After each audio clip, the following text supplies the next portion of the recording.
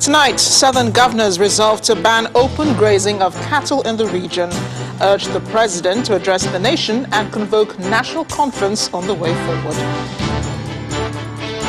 Troops repel attempt by insurgents to infiltrate Maiduguri following rumors of impending attacks on the Borno state capital during the Eid celebrations.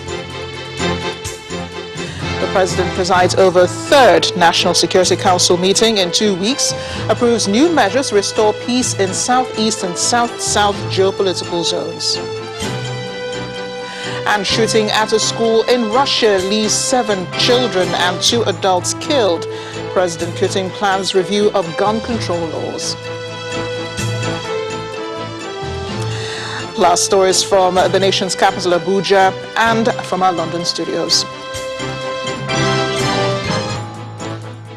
On business news tonight, United Nations reviews global economic growth to 5.4% in 2021, driven by rapid COVID-19 vaccination rollouts. On sports news tonight, Manchester City Football Club emerged champions of the English Premier League for the 3rd time in 4 years, after closest challengers Man United are beaten by Leicester. And from Abuja, Presidential Committee receives proposals from healthcare professionals on the review of hazard allowance for health workers in federal establishments.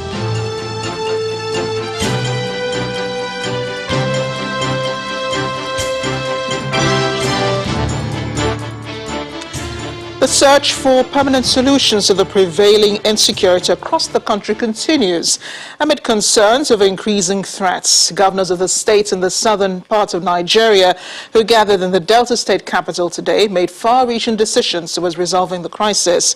Meanwhile, the insurgents this evening attempted to make good their rumored plan to attack Maiduguri during the Eid celebrations, but they met a brick wall put up by troops.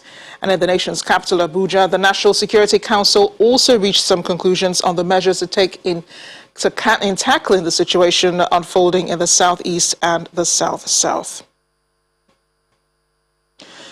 So we begin with the Southern Governors meeting, because while the federal government works out new measures to tackle the security challenge, the governors of the states in the southern part of the country also met behind closed doors in Asaba, the Delta State capital, today, where they released a 12-point communique on issues of national concern, particularly security.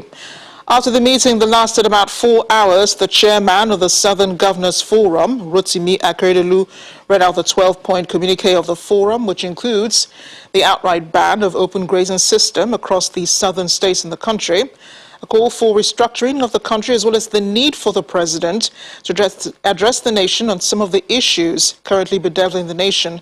The governor said that southern Nigeria remains committed to the country's unity. It is a meeting that cuts across party affiliations. Governors in the southern region of the country are here to discuss issues of national interest, security, economy, and health. 13 governors and 2 deputy governors are in attendance, with the exception of governors of Osun and Cross River states. The governors go into a closed-door meeting which lasts for about 4 hours.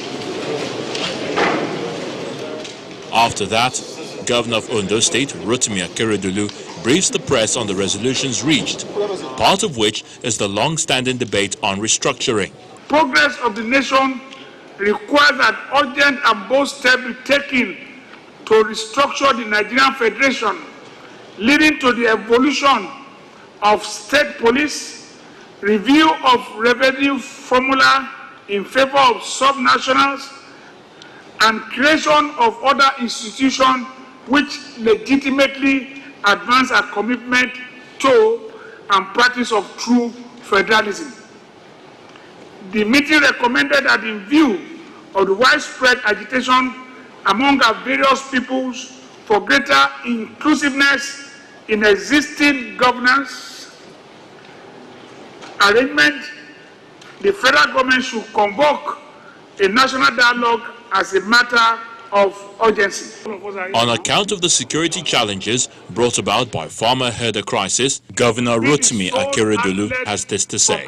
Caution of armed herders, criminals and bandits in the southern part of the country has presented a severe security challenge such that citizens are not able to live their normal lives, including pursuing various productive activities, leading to a threat to food supply and general security. Consequently, the meeting resolved that open grazing of cattle be banned across southern Nigeria. The meeting expressed grave concern on the security challenge currently plaguing the nation and strongly urged Mr. President should address Nigerians on the challenges of insecurity and restore the confidence of our people. The group then calls on President Muhammadu Buhari to calm the nerves of Nigerians in the wake of the challenges. In view of the widespread agitation among our various peoples for greater inclusiveness in existing governance arrangement, the federal government should convoke a national dialogue as a matter of urgency. Concerns were raised over the COVID-19 restriction order passed by the federal government, to which better cooperation is seen as the better option. The meeting expressed concern on the economic implication of another lockdown on the country and therefore suggested greater coordination and cooperation between federal and state government in evolving strategies for dealing with the COVID-19 pandemic. At the end of the day, the governors pledged their commitment to the unity of Nigeria based on justice, fairness and equity. Hopefully, resolutions reached here will be implemented in order to achieve the desired objective of peaceful coexistence. Also speaking after the meeting of the southern state governors, the governor of Edo State, Mr. Godwin Obaseki, said they will firm up plans to strengthen their security architecture in the interest of national security, noting that it should not come at any cost to the region. The governor says they've also agreed to push for fair and impartial treatment of the region, which, according to him, should be the right foundation for development in the region as well as the entire nation. I think it just solidified the cooperation between governors of the states in southern Nigeria. And we looked across a range of issues affecting us, ranging from security to regional cooperation to the economy, and took certain decisions on how to address these issues. We believe that Nigeria is one indissoluble entity that must remain united. However, that unity must be premised on social justice, on fairness and equity. The onslaught against Boko Haram insurgents terrorizing the northeast continued today as the military says it has repelled an attack by suspected insurgents on Maiduguri, the Benue state capital. Channels Television gathered that the insurgents made their way through Adawari behind Jidaro Polo, a highly populated area in this capital city, at about dusk. Residents of the area say the insurgents arrived in 4 gun trucks and motorbikes after sand-filling trenches dug by security forces for easy passage. They, however, met stiff resistance by the military, who prevented them from gaining access to the town. There are no confirmations yet on the casualties on both sides, but the Air Force is said to be supporting the military with air patrol in the Maiduguri area. In recent weeks, there have been rumors of an impending attack on Maiduguri by the insurgents during the Eid celebrations.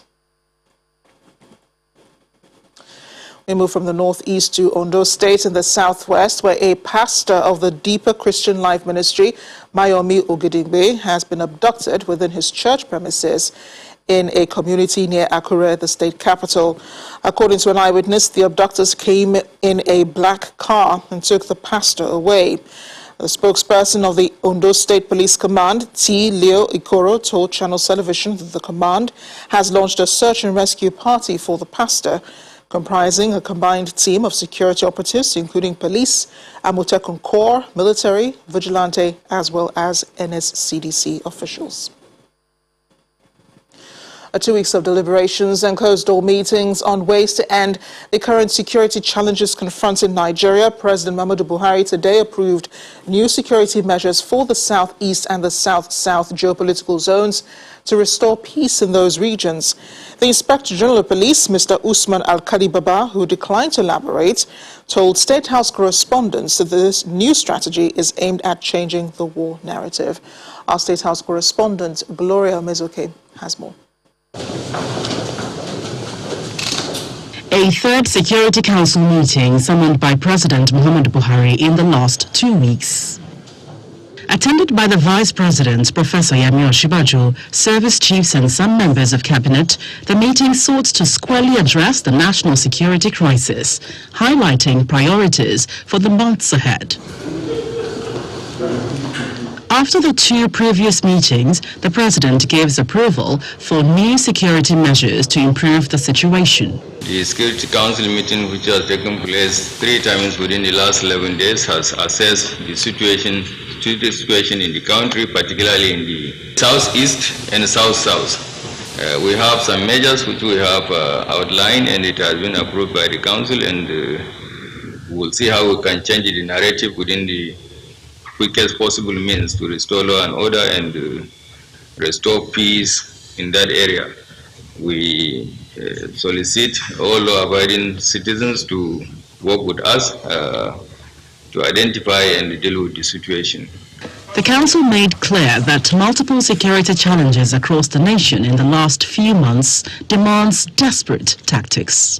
I briefed Council on the enablers of crime and the need to find quick responses with a view to mitigating the growing threats to society.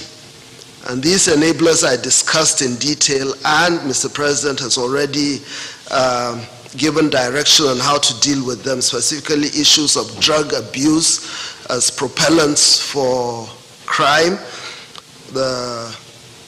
how to make the criminal justice system much more effective, as well as looking at issues of unemployment, which of course the Federal Executive Council had given an approval through previous memos on how to get 100 million people out of poverty. These are intelligence-led operations.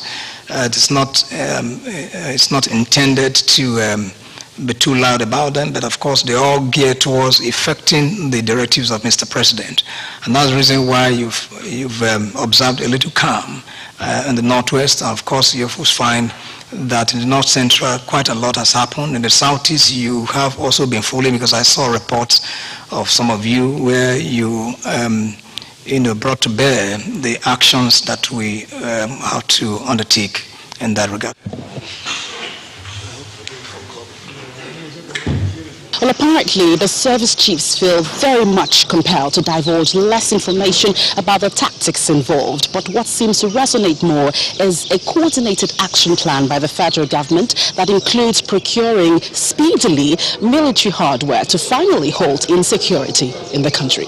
From the presidential villa, Gloria Umezuke, Channels Television News. Staying with security, the Iowa Consultative Forum is demanding full investigation into the alleged arrest of a helicopter reportedly supplying arms and food to bandits in some northwest states. The National Publicity Secretary of the ACF, Emmanuel Yahweh, said residents of Kagara in Rafi local government area of Niger state claimed they sighted a helicopter supplying arms and food to the bandits terrorizing the area. One of the helicopters reportedly crashed in Pangugari, a town on the outskirts of Kagara town. Rafi local government area is at the boundary of Niger and the restive Benue local government areas of Kaduna state, and is one of the council areas worst hit by armed banditry, forcing many peasants to flee their farming communities. There were reports linking the ownership of the helicopter to former military head of state, Abdul Salami Abubakar, a claim which he denied and described as fake news. In part 2 after the break, survivors of the attack on Gwe in Benue state recount their ordeal. Stay with us.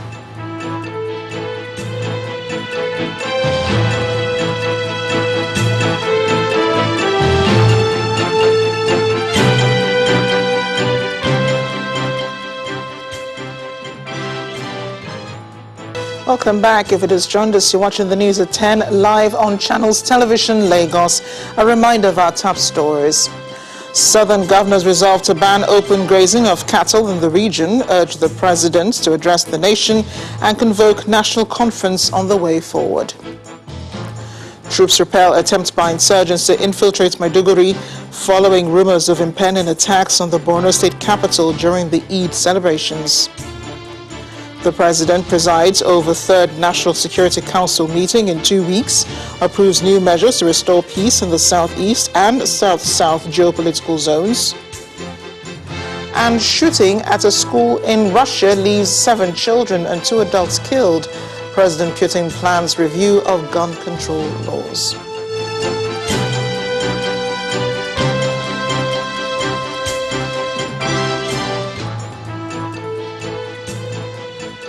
Survivors from last week's attack on Mbamundu village in Gwe West local government area of Benue State are appealing to the federal government to check the rising attacks by suspected herdsmen as innocent families are not spared.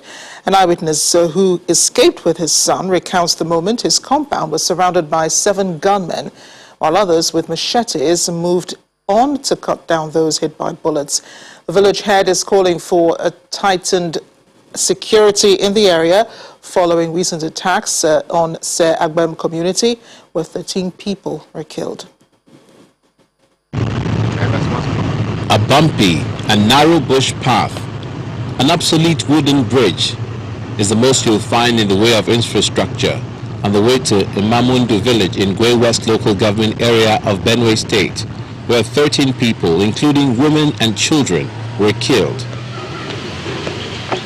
What greets you immediately you arrive in the community are shallow graves of the victims buried by the community, while their homes and food crops which were burnt by the attackers remain as a painful memorial. We were sleeping when this incident happened. We started hearing sound of guns, so most of us tried to run out. The people suspected to be Fulani herdsmen attacked my community and killed 13 people, wounded several people. Motorcycles, food barns, houses, and valuable items were destroyed, even as those living on the eastern flank of the local government have been displaced for about 4 months now. They've taken refuge at the Agagwe IDP camp, where a mother of 3 narrates their ordeal, while the Benue state government provides statistics of the displacements and those killed in the last 1 month, numbering up to 100.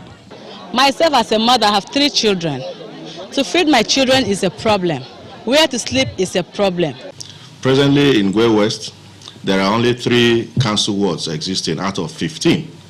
It means that 12 council wards have been sacked in Gwe West, and the headsmen are effectively occupying those council wards. It is not a farmer-header clash.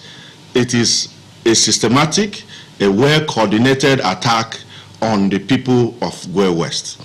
In all this, a group of elder statesmen are calling on the President, Muhammadu Buhari, to act quickly to save Benue State and Nigeria from imminent collapse as attacks by suspected herdsmen deepens.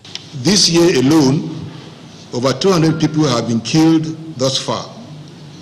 These include the killings in Logo, Kwande, Guma, Makudi, Gwe West, Apa, Agatu, Ado, and the Okpoko local government areas.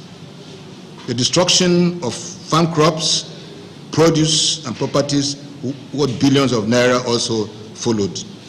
While survivors scramble to meet their daily needs of food and shelter, those living at the IDP camps are in dire straits of abandonment, as their villages in the 12 local council wards have been lost to the attacks.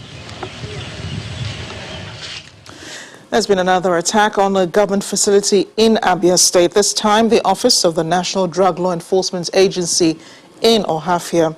NDLEA officials confirmed that the attack happened at about 3 in the morning when hoodlums set the building on fire.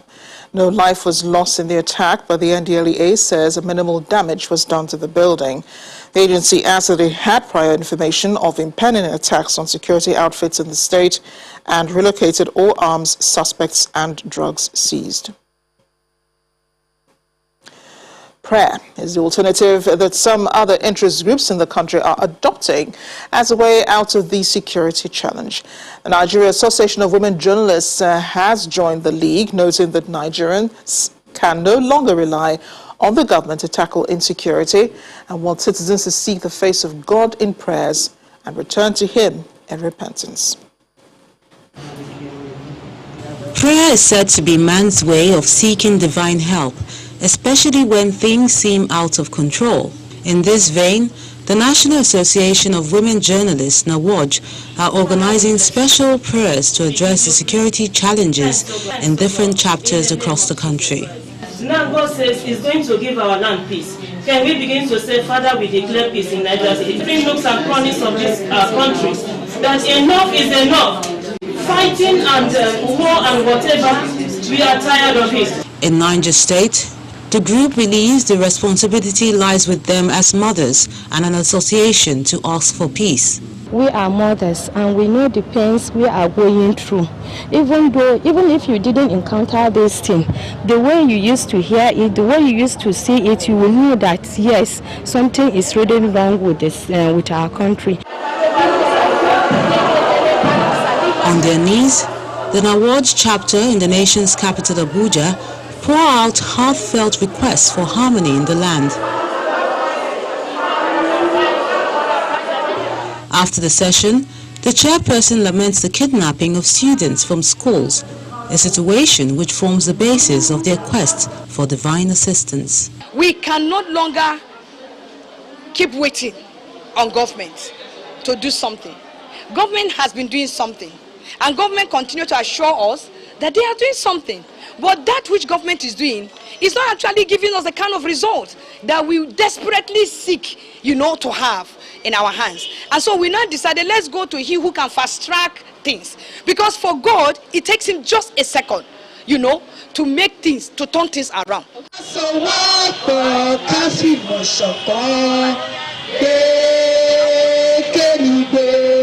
In Ogun State, they joined the clamor for peace with a united voice.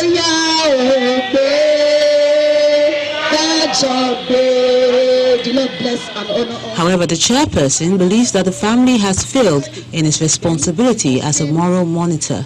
We need to rise up as mothers. If you look at the way we give birth to our children, we need to just come together to pray for our husbands, pray for our children, pray for the nation, pray for our leaders, pray for our political leaders, whether we like it or not. They are the ones ruling us.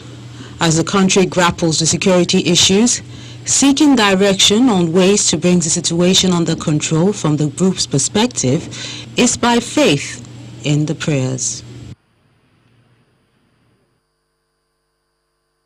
And here in Lagos, the State Judicial Panel on Restitution for Victims of SARS-related abuses has awarded the sum of 13.5 billion naira to 3 victims of police brutality. A 34-year-old trader, Ndukwe Ekekwe, was awarded the sum of 7.5 million naira for the harrowing ordeal meted on him by officers of the Special Anti-Robbery Squad, Sars. Mr. Ekekwe, who had shops at Alaba International Market, where he sold accessories and other general items, had told the panel that he was arrested on February 16, 2018, for crimes he did not commit. He also told the panel that he was tortured, brutalized, and thrown down the 2-story building and the shopping complex which housed the shops. In reaching its decision on the petition, the chairman of the panel, Justice Doris Okwobi, held that there was a clear violation of his fundamental rights as guaranteed under Section 34 of the Constitution. The panel then recommended that the police investigate and fish out officers who brutalized Ekekwe with a view to sanctioning them accordingly. In his immediate reaction, Ekekwe expressed displeasure with the amount awarded by the panel. He and his mother, who had been taking care of him since the incident happened, lamented that they had spent over 30 million naira at hospitals and wondered what they would do with the mere 7.5 million naira awarded by the panel. Two other petitioners, Andrew Oko and Isaac Additional, who suffered grievous bodily harm after they were shot in the leg by a police officer, were compensated with 3 million naira each. The Senate Committee on Finance intends to sponsor a bill to amend the Fiscal Responsibility Act to curb frivolous spending of government funds by some revenues-generating agencies. The chairman of the Finance Committee, Senator Solomon Adiola, says he's proposing a 60% cut of gross income of MDAs, which will be deducted at source, as against the 25% in the bill.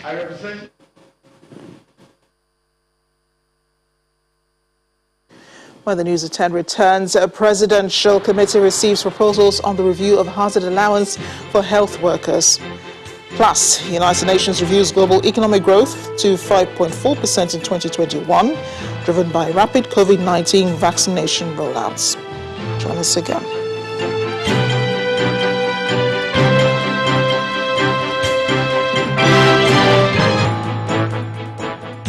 Welcome back to the News at 10. We're going now to our Abuja studio, where Terry Ikumi is standing by with more on the News at 10. Hi, Terry.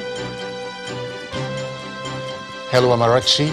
A meeting between the Presidential Committee on Hazard Allowance for Health Sector Workers and government-owned health establishments is currently ongoing at the banquet hall of the Presidential Villa. Those attending the meeting include the Minister of Health, Minister of Labor and Employment, members of NMA, National Association of Resident Doctors, and the Joint Health Workers Union, JOHESU. All the sectors affected are expected to present proposals at the meeting. Health workers, especially members of the NMA, NAD, and JOHESU, have protested several times against the 5,000 naira monthly hazard allowance currently being paid to their members. The Minister of Labor, in his opening remarks, cleared the air that the federal government has at no time considered slashing the salaries of workers. We made a lot of progress in today's meeting. We are ironing out two issues: fixing the permanent hazard allowance for health workers in Nigeria, medical workers, as doctors and others. And we've taken proposals from them. The government side is going to firm up their own proposal, and we are reconvening June 1 so that we can have an agreed new hazard allowance for health workers in Nigeria. That is it. We also discussed the issue of retirement age for health workers. The aim being that we want to keep our health workers. It takes a lot of fun to train a medical doctor, nurse, or even a laboratory technologist, medical technologists and physiotherapists. So we want to retain them here. And part of retaining them is, one, to give them better condition of service, which we hope to achieve through the increase in hazard allowance, and then see how we can retain them for a long time too, making the retirement age to get up to 65 for normal health workers and doctors, and then consultants to get up to 70 years. The report of the forensic audit of the Niger Delta Development Commission will be ready in the next 3 months. That's according to the Minister of Niger Delta Affairs, Senator Godswill Akpabio, during a meeting with the United States Ambassador to Nigeria, Mrs. Mary Beth Leonard. Senator Akpabio explains that 2 interim reports have been submitted to the President, and the peace in the Niger Delta region is being disrupted by the security developments in the Southeast region.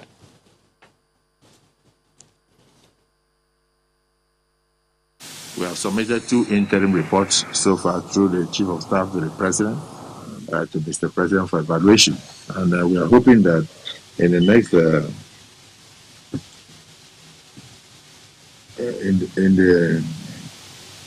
in the next 3 months maximum, we should be out of the forensic. And I must also say that even with the fear of the forensic audit, we have completed over 75 roads that are now ready for commissioning, and many other projects that are useful to the people. The Niger Delta region has been quite peaceful, but we have had infiltration of recent from people from the southeastern region, particularly people who are agitating for what they will not have, because we must remain one nation, from IPOP and from Boko Haram infiltration and all that in some of the areas. But the government is up to its responsibilities, and the government is working very hard to ensure a peaceful nation. An indigenous firm, UTM Offshore Limited, today signed a preliminary front-end engineering design pre-FEED agreement with Japan Gas Corporation, JGC, a leading international engineering design procurement and construction firm, to construct a floating liquefied natural gas facility, the first of its kind in Nigeria. The company also engaged Kellogg Drown and Roots KBR UK to provide owner's engineering services on the project. Something novel, unconventional and quite bullish in approach is about to be birthed in the Nigerian oil and gas space. Between these business heads and global brand representatives here in this room and joining virtually, documents will be signed that would impact massively Nigeria's earnings and energy sustainability. UTM Offshore Nigeria, a wholly indigenous company, is set to deliver a floating LNG vessel offshore Nigeria. It's an unconventional project to bring gas in stranded areas, stranded location, to deliver for use. The world is moving towards clean energy, and we at UTM believe that Nigeria has to be part of the world. And we believe that the world is a global community, and that's the reason why we decided to embark on this project. Tremendous progress has been made, we are told. So from when the project was conceived, identification of the need to do it, canvassing for more than 70 oil and gas fields in Nigeria, which have been reviewed, filtered and established for viable fields that can be utilized, to the finding of off-takers for the gas to be produced, all is now set to sign agreements with Japan Gas Company for the preliminary front-end engineering design contract. Also, UTM has engaged Kellogg Brown and Roots KBR UK to provide owner's engineering services on the project.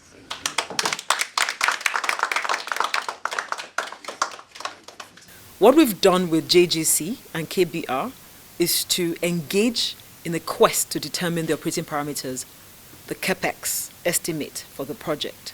So if you get this right and you follow through with still the global brands that we're working with, then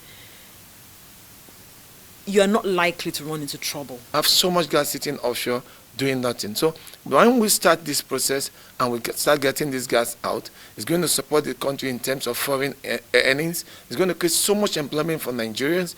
It's going to also reduce emission, which is most importantly the environmental issue. When fully completed, the floating LNG will have an LNG production capacity of 1.2 million metric tons per annum, turret and mooring system, gas pre-treatment modules, LNG production modules, living quarters, self-contained power generation, and utilities, as well as capacity for LNG storage and floating. We're very excited and we're very keen to back projects like this.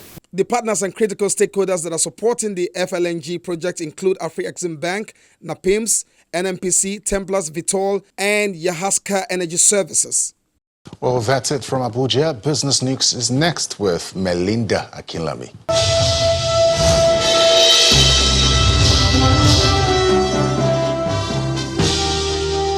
And thanks, Terry. Welcome to Business News. The United Nations expects a 5.4% expansion in global economic growth this year due to rapid vaccination rollouts in a few large countries. According to its report on world economic situation and prospects for mid-2021, the UN says robust growth in the United States and China has improved prospects for a global recovery. Meanwhile, Nigeria's growth is expected to remain subdued at 1.8% this year, linked to high inflation, unemployment, and slow vaccination. The report forecasts that South Africa will expand by 2.8% and Egypt 2.1%, weighed down by slow recovery in global tourism. Unity Bank of Nigeria PLC says it will continue to support farmers as a way of boosting agriculture nationwide. The bank made this commitment at the unveiling of maize pyramids in Katsina State. A representative of the bank, Patricia Ahunaya, says Unity Bank is proud to work with farmers because they hold the key to Nigeria's economic prosperity. The Katsina Township Stadium is the venue for the inauguration of the first National Maize Pyramids. The event is put together by the Maize Farmers Association of Nigeria. The choice of Katsina State of this occasion has some underlying reasons for it. It was the first and the singular state under Maize Association of Nigeria to participate in the federal government Anko Barwa program in 2017 with a total number of 12,800 farmers on a 20,000 hectares of land. For Unity Bank PLC, a key financier of agriculture, the inauguration of the Maize Pyramid is an indication that the bank's focus on agriculture is paying off. As a bank, we have been supporting the federal government and CBN initiative to grow the agricultural sector.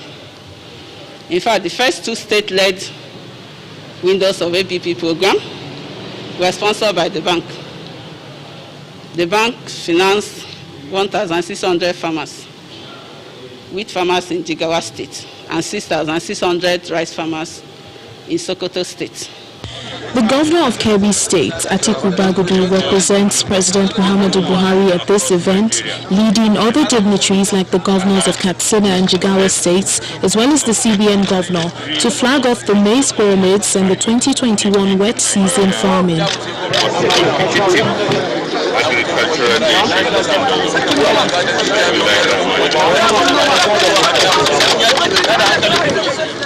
A total of 10 pyramids of maize consisting of 50,000 bags produced in Katsina State are displayed here at the Katsina Township Stadium, and Unity Bank says it is proud to be associated with such endeavor.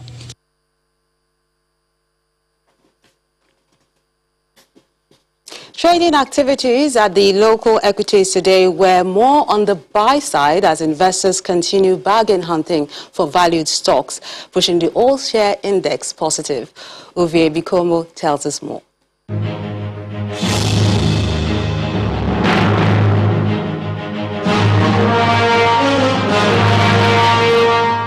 The bull is not backing down in its struggle to regain dominance at the equities market as it makes yet another moderate stride into the green territory. That's the sound of its victory at the close of today's trading session, which ended with a 0.18% further recovery on all-share index, as well as 37 billion naira gain in overall market value.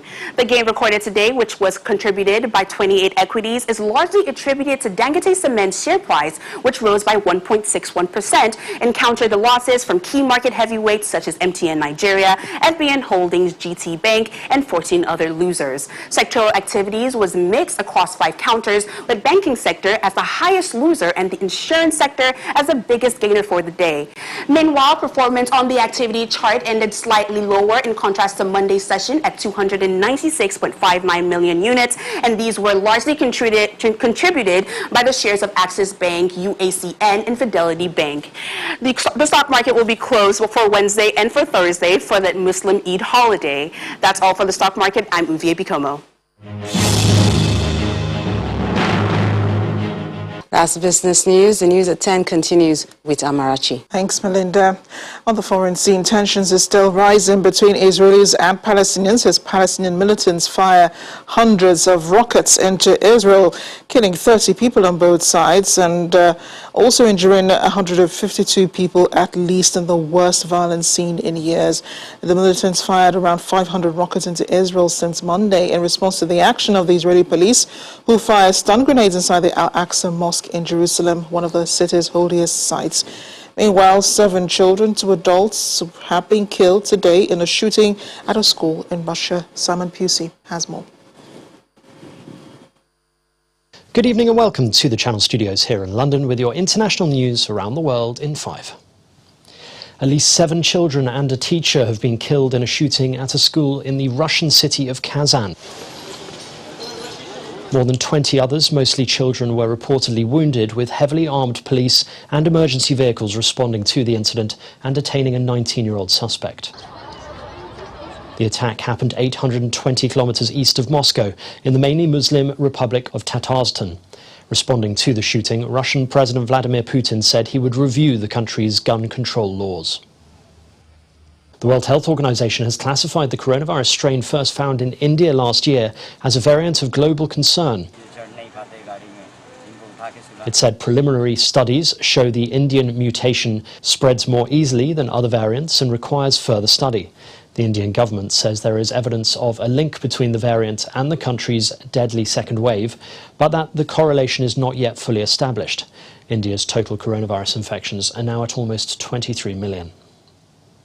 A meeting between Colombian protest leaders and President Ivan Duque has ended with little sign of progress on curbing nearly 2 weeks of deadly anti-government protests. Protesters have blocked key roads, leading to shortages of fuel and food in some areas, and there have been violent clashes between the security forces and demonstrators. Protests fueled by outrage at a now cancelled tax plan began on April the 28th, with demands now expanded to include action to tackle police violence. China's population has grown at its slowest pace in decades, adding pressure on Beijing to ramp up incentives for couples to have more children and avert an irreversible decline. The average annual growth rate was 0.53% over the past 10 years, bringing the population to 1.41 billion. The results were announced in a once-in-a-decade census, which was originally expected to be released in April. Data showed a fertility rate of 1.3 children per woman for 2020 alone, on par with aging societies like Japan and Italy. Kenya has banned all flights from neighbouring Somalia just a week after the two countries announced they had restored ties following months of a diplomatic row. The Kenyan Civil Aviation Authority said only medical emergency evacuation flights and those on UN humanitarian missions would be allowed into Kenyan airspace. Kenya and Somalia have been embroiled in a bitter maritime border dispute since 2014. The row concerns a 62,000 square mile triangle in the Indian Ocean, which is thought to be rich in oil and gas. Film star Tom Cruise has handed back his 3 Golden Globes in protest at a lack of diversity among the body that runs the annual Hollywood Awards ceremony. Hi everybody, how are you all? The move comes after TV channel NBC, which aired the event since 1996, has said it won't broadcast the ceremony next year. The Golden Globes have become one of the biggest Hollywood awards show in the run-up to the Oscars, but it has been under close scrutiny following an investigation published in February by the Los Angeles Times that showed that the group of 87 journalists in the Hollywood Foreign Press Association had no black members. And finally, Her Majesty the Queen has carried out her first major public engagement since the death of the Duke of Edinburgh at the state opening of Parliament. Legislation will be introduced. The Prince of Wales and the Duchess of Cornwall joined the Queen for the state opening, during which the monarch marked the beginning of the parliamentary session, delivering the Queen's speech, which sets out the government's legislative plans. The event was scaled back this year, but still had much of the quirky traditions and pomp and pageantry it is famous for. And that's your international news around the world in 5. Now back to the Channel studios in Lagos. Thanks, Simon. Let's head over now to Ailton de Balogun for sports news.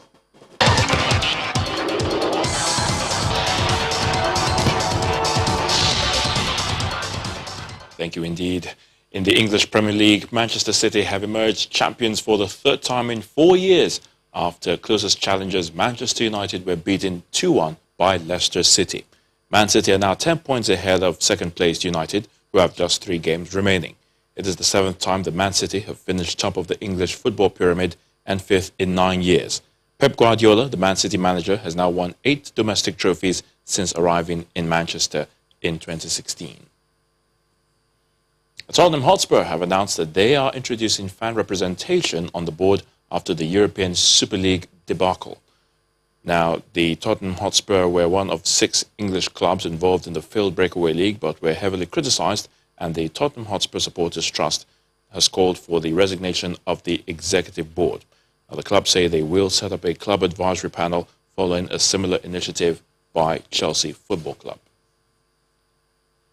Gianluigi Buffon has confirmed that he will bring the curtain down on his time at Juventus after nearly 2 decades at the end of the season, but will look to prolong his trophy-filled career elsewhere at the age of 43. The former Italy captain Buffon is an iconic figure in Italian football, one of the stars of the Azzurri's 2006 World Cup triumph, who earned a record 176 caps for his country. Buffon has won 10 Serie A titles with Juve since joining in 2001, as well as 5 Italian Cups. However, he has never won the UEFA Champions League after losing finals with Juve in 2003, 2015 and 2017. Saudi Arabia will host the World Heavyweight Unification title fight between Tyson Fury and Anthony Joshua on August the 7th or 14th. While promoter Eddie Hearn is frustrated, the fight is yet to be finalized. Hearn admits Joshua is growing impatient, with Fury yet to agree the remaining terms, but he remains confident the super fight will be announced this week. Joshua holds the IBF, WBO, WBA and IBO titles, while Fury is the WBC champion. I'm Ayotunde Balogun. That's a wrap, and Sports News is back to you, Marach.